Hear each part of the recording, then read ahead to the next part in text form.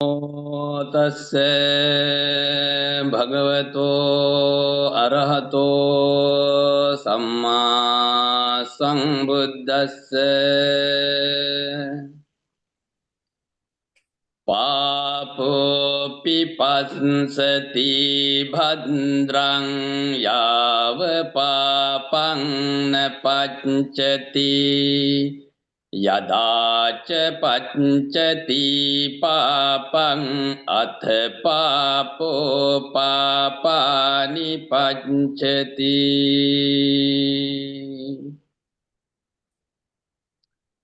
पाप कर्म करने वाले को पाप कर्म में तब तक बुराई नहीं देखते हैं जब तक उसे उसका परिणाम नहीं मिलने लगता है। जैसे ही पाप कर्म की परिणाम मिलने लगते हैं, पाप की फल को भोगने से कोई रोक नहीं सकता है, जो प्रक्रिया शुरू हो जाता है।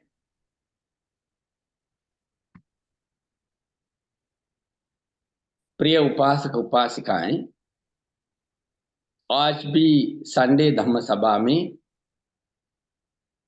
धम्म उपदेश शुरू करने के लिए मुझे निमंत्रण मिला, मौका मिला। उसके लिए आप सभी लोगों को धन्यवाद। हमेशा की तरह आज भी हम धम्म पद से एक गाथा आपके सामने प्रस्तुत किया। इस गाथा के द्वारा भी तिलोगुरु सम्यक संबुद्ध आपके लिए और हम सब के लिए बेहतर जीवन बनाने के लिए एक धम्म उपदेश देते हैं। पापोऽपि पश्यति भद्रं याव पापं न पच्यति यदा च पच्यति पापं अत पापो पापानि पश्यति। जो पाप कर्म जो लोग करते हैं, वो शुरू में उनको नहीं लगता उस पाप का परिणाम मिलने वाला है, क्योंकि जो भी कर्म हम करते हैं वो पाप कर्म राइप होने के लिए, नहीं तो पकने के लिए कुछ समय चाहते हैं। कुछ समय के बाद ही वो पाप की बड़ी बुराई दिखाई देते हैं। जो दिट्टदम वेदनीय स्वभाव जो कर्म की होते हैं, वो कभी कभी जो पाप कर्म करने वाले को उनको वो लगता नहीं है, वो जो तुरंत उसका परिणाम उतना बुरा है। लेकिन जो उसके बाद जो पाप कर्म की जो स्वभाव बढ़कर आते हैं, तो वो शुरुआत से जो दिट्टदम्म जो वेदनीय के रूप में जो परिणाम देखने का मिला, उससे कई अधिक बुराई के साथ वापस आ जाता है। इसीलिए जो पाप कर्म करने वाला, और जब तक उसका परिणाम जो नहीं दिखाई देते हैं, वो खुशी संतुष्ट और और उद्योगी के साथ पापों को करता रहता है। लेकिन जिस दिन उस पाप कर्म की जो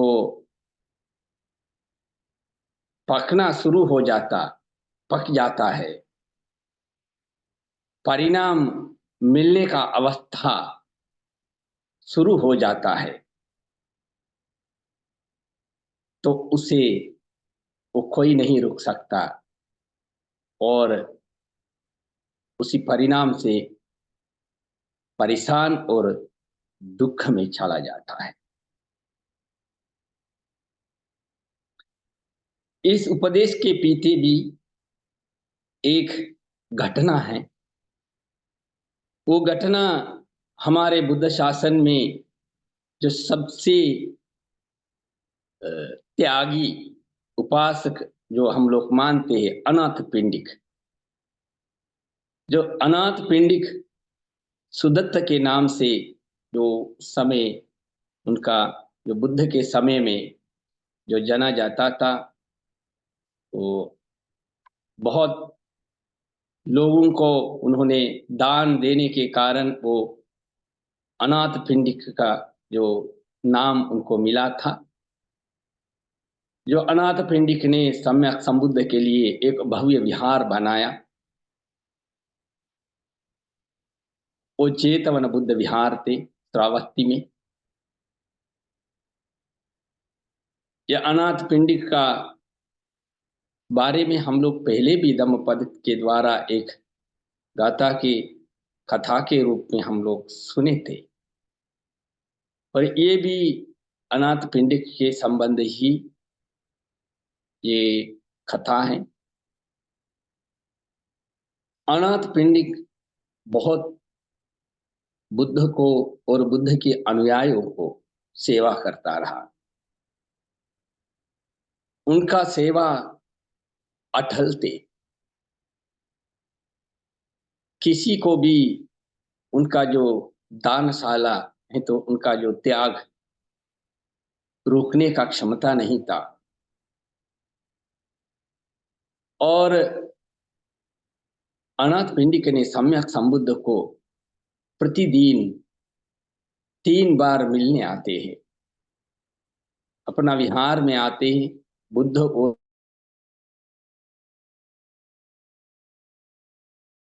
अनुयायियों का सुख दुख वो देखते हैं, खोजते हैं। फिर उनका धन जो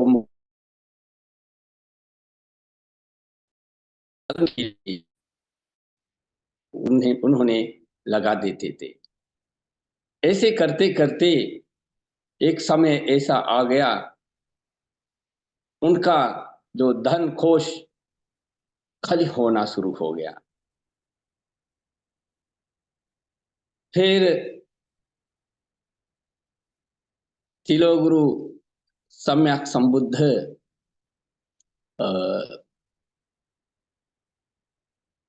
के पास जो एक दिन जो भिक्षु ने जो आ रहा था, तो उनका जो कुल देवता, जो कुल देवता देख रहा है ये जो भिक्षुओं के कारण जो ये जो अपना स्वामी जो अनाथ पिंडिक के धन पूरा समाप्त होता रहा है, उनका व्यापार समाप्त हो रहा है, इसलिए इसको रोकना है। ऐसे करके जो उनका जो कुल देवता ये चीज देख करके उन्होंने ऐसा सोचा था।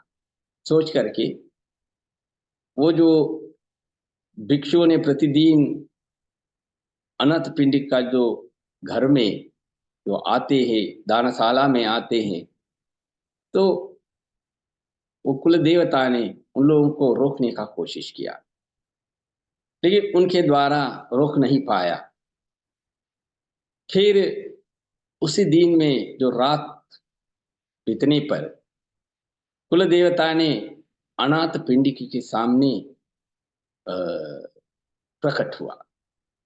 प्रकट होकर अनाथ पिंडिक को समझाने का कोशिश किया। ये जो बुद्ध और बुद्ध के अनुयायियों के कारण उन लोगों को आपने जो अधिक जो दान देते हैं, इसके कारण आपका पूरा जीवन बर्बाद हो रहा है, परिवार बर्बाद हो रहा है और आपका धन कोष समाप्त होता जा रहा है। इसलिए तुरंत जल्द ही ये सब दानशाला बंद करवा दीजिए। बुद्ध और अनुयायियों से दूर होकर अपना व्यापार और परिवार पर अपना बुद्धि लगाइए, ध्यान लगाइए। इसी तरह उपदेश दिया जो कुल देवता ने।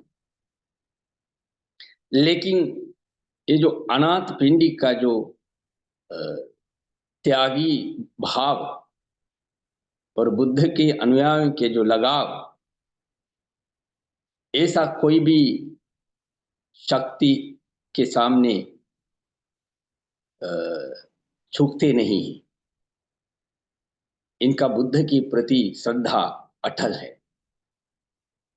फिर अनाथ पिंडिक इस देवता को इनकार करते हुए समझाया, लेकिन बार बार इस देवता का जो अनाथ पिंडिक के ऊपर जो अ, इसी तरह बताते हुए अन्य अनाथ पिंडिक ने उस देवता को बताया, आप इतना जो बुराई सोचते हुए और मेरा बुद्ध और अनुयायियों का बारे में इसी तरह शिकायत करते हुए आपको और मेरे घर पे नहीं रह सकता है।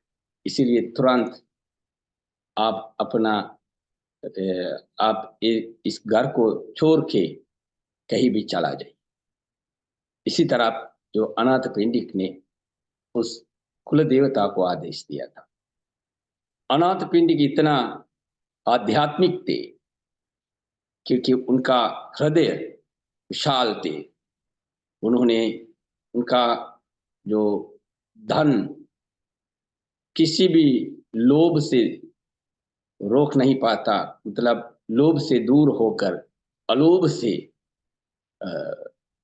ये जो त्यागी मन से उन्होंने जो दान देते हैं, इसके कारण इसका इनका आध्यात्मिकता बहुत उच्च थी।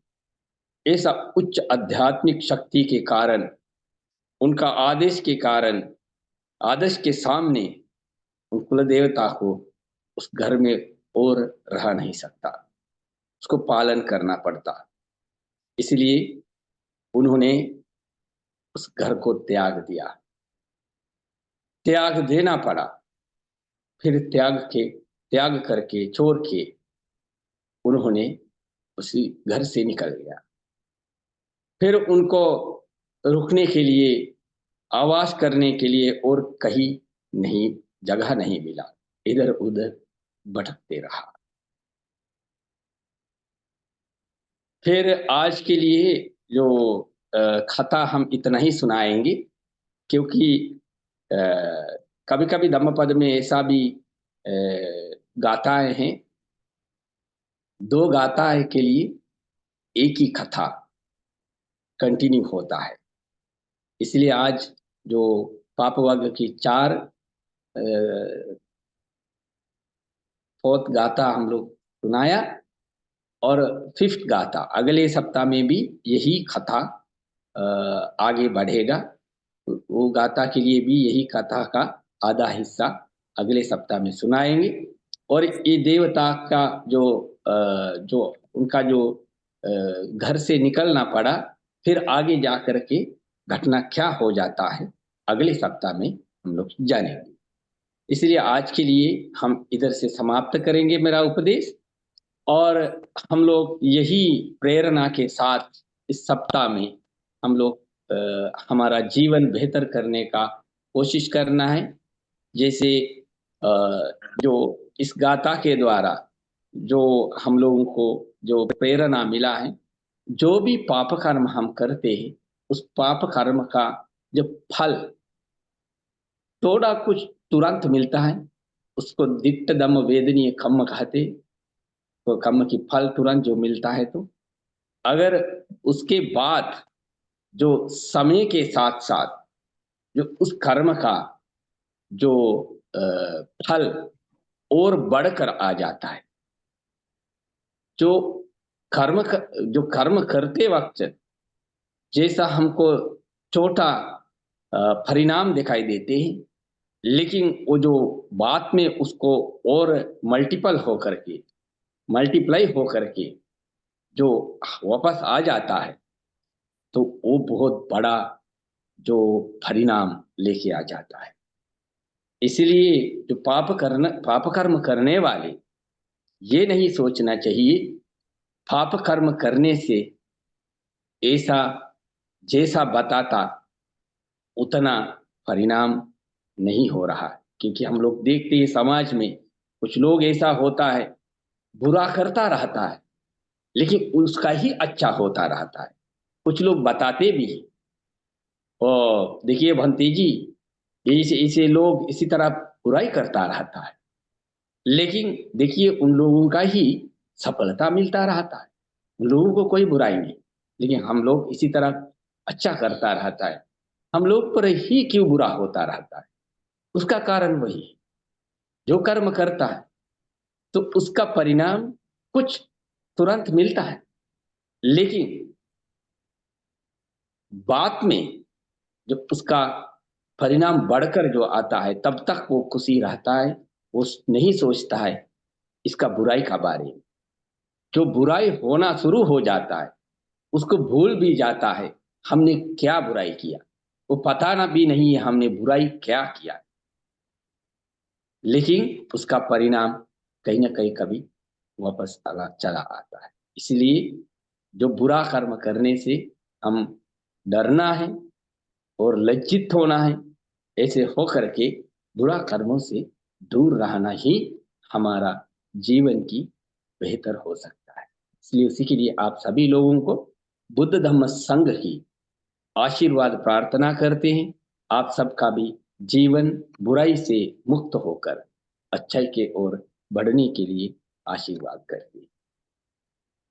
और विशेष करके आप सब आज भी जो धम्म सभा में बहुत ध्यान से, शांत से जो धम्म उपदेश को सुनते रहा, उसके लिए आप सबको धन्यवाद। जो धर्म इसी तरह जो सुनेंगे, तो हमारे भीतर उसी धर्म की प्रेरणा आ जाता है। वो एक धम्म श्रवण की कुशल शक्ति बन जाता है। ये भी अच्छा कर्म है। वो जो उसी कुशल शक्ति के द्वारा, आध्यात्मिक शक्ति के द्वारा हम लोग प्रार्थना करेंगे, सम्यक संबुद्ध से लेकर के जितना भी जो धम्म की प्रचार प्रसार के लिए योगदान दिया, उन भिक्षु भिक्षुणियों को, उपासक उपासिकाओं को शांति प्राप्त हो। और हमारे महाबोधि संस्था के संस्थापक बोधिसत्व अनगारिक धर्मपाल जी का जो योगदान से ही पुनः भारत और पूरा देश दुनिया में जो बौद्ध धर्म को उत्थान के ओर ले लेके जाने का शुरुआत हुआ। इसलिए जो अनगारिक धर्मपाल जी भी और उसके बाद जितना भी भिक्षु भी करते हैं, तिलोगुरु सम्यक संबुद्ध की महाकरुणा शक्ति से आप सबका आप सबको जो सम्यक संबुद्ध की बोधि मार्ग में जाकर के सांसारिक दुख अंत करके सुख प्राप्त होगा करके प्रार्थना करें। अभिवादनशीलिंस निच्चं वन्दापचायनो चत्तारो धम्मा वदन्ति आयुवन्नो सुखं बलं आयुरारोग्य संपत्ति सग्ग संपत्तिमेव च अतो निब्बान संपत्ति इमिनाते समिज्जतु।